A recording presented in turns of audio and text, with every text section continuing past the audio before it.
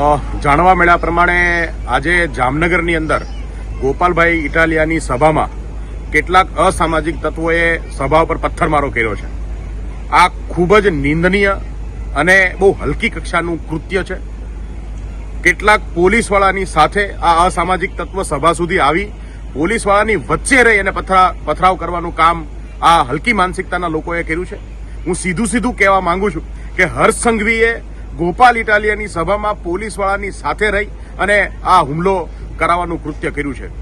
આમ આદમી પાર્ટીની જે મુહિમ આખા ગુજરાતમાં ચાલે છે એમાં સૌથી મોટું આજે જો કોઈ તકલીફ હોય તો ભાજપના લોકોને છે અને ભાજપના લોકો આવા અનેક કાંડ અત્યાર સુધી કરી ચૂક્યા છે.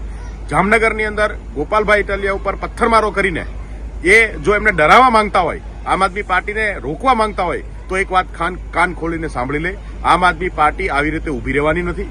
આમ આદમી પાર્ટી જે છે એ આ તમામ અત્યાચારોની સામે લડે છે. ગુજરાતના લોકોને ન્યાય અપાવવાની લડાઈ લડે છે અને ગુજરાતને અત્યાચાર મુક્ત કરીને રહીશું એવી અમારી આ આમ આદમી પાર્ટીની મુહિમ છે અને એ ક્યારેય ઊભી રહેવાની નથી. ગોપાલભાઈ આવી રીતે તમારા આવા હુમલાઓથી, તમારા આવા પથરાઓથી ડરવાના નથી અને આવી કોશિશ બીજી વાર કરવી પણ નહીં. જય હિન્દ.